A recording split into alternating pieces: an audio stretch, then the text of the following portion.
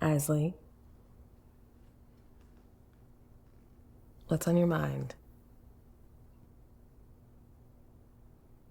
I was watching TV the other night, and this documentary about lions came on. Okay. Did you know that their mane provides protection for them when they have to fight other lions? No, I can't say that I knew that. And I thought to myself, wouldn't it be helpful if we had something like that? You wish you had a mane like a male lion? Don't be silly. I'm just trying to gain some clarity here. Why do the males get that kind of protection? What about the females? What do they get for protection? Females have to fight too. Are we talking about female lions here or female humans? Specifically you. What do you need protection from? Who said I needed protection? You said that females needed protection too because they have to fight too. Better yet, what are you fighting? I couldn't help but thinking that you were referring to yourself. I was talking about the lions. Okay, sure you were. Okay, let's shift the vibe here a bit. Today marks 3 months of you being sober. That's something to celebrate. Yeah, I guess. Well, how does that make you feel? I don't know. I feel like it's not enough. It's only 3 months. 3 months is a long time for someone struggling with an addiction. I can still taste it. I haven't had any or been around it, and I can still taste it in the back of my throat. 3 months isn't enough. I'll celebrate when the taste is gone. It's very important to celebrate even the smallest victories. Recovery is not gonna happen overnight. It takes time and baby steps. You find something funny?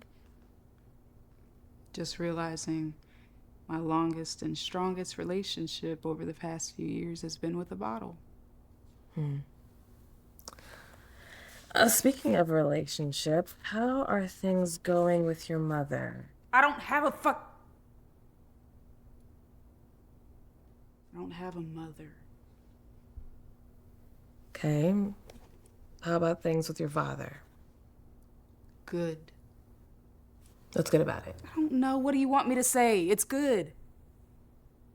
We've been meeting for lunch twice a week. Okay. How was that? I don't know. A little weird, I guess. Why is it weird? I would much rather go sparring with him than to sit across from him at a table. You would rather go boxing with your father? He never talked to me when I was little. Since he didn't have anyone to watch after me, he would take me to the gym with him while he would train others to box. And in between training sessions, he would invite me into the ring with him, and that was the only time he spoke to me. It was only about boxing technique, though. Outside of the ring, he was silent towards me. The only connection I have with him is right hooks and jabs.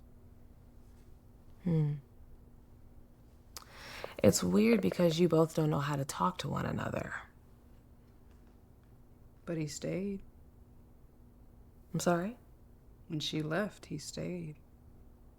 But he was never There. He was present, but he was distant. He was just so he was so far away. I don't know him, and he doesn't know me. I'm gonna give it some time before... What? I don't know. Before you walk away? Pastor Tim says sometimes you have to cut ties from the things that disturbs your peace. Is he disturbing your peace?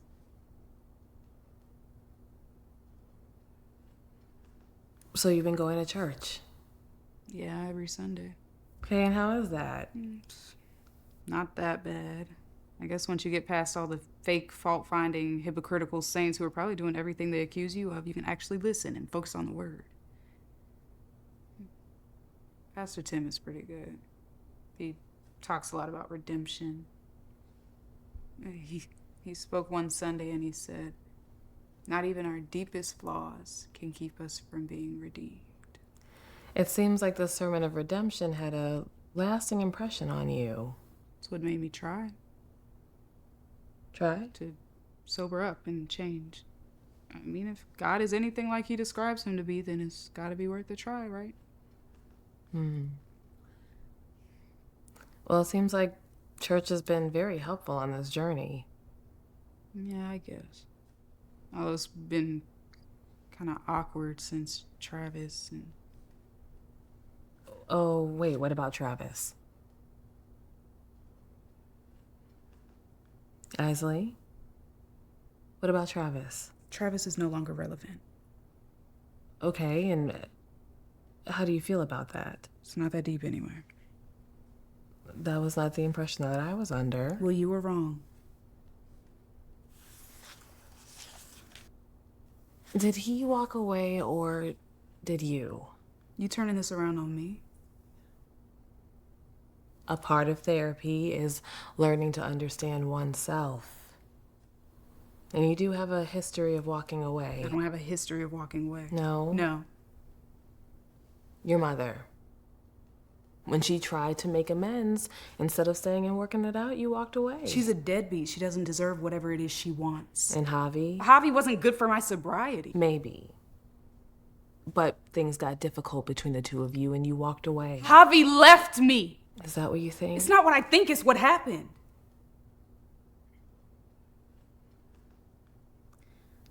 Isley, Javi died. He left. He was a coward just like the others, and he left. What others? Isley. What others? You know, one thing I can't quite understand is why people believe that God is this great protector.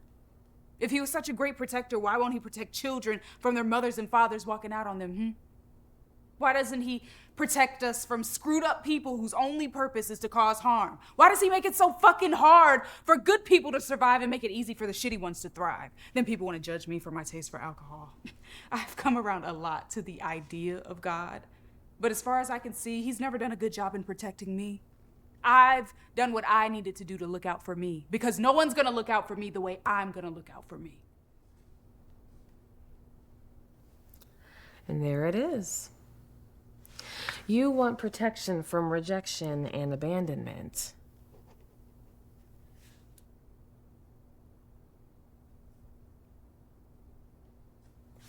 Thinking that you can only protect yourself is pretty prideful, don't you think? Pride isn't always a bad thing.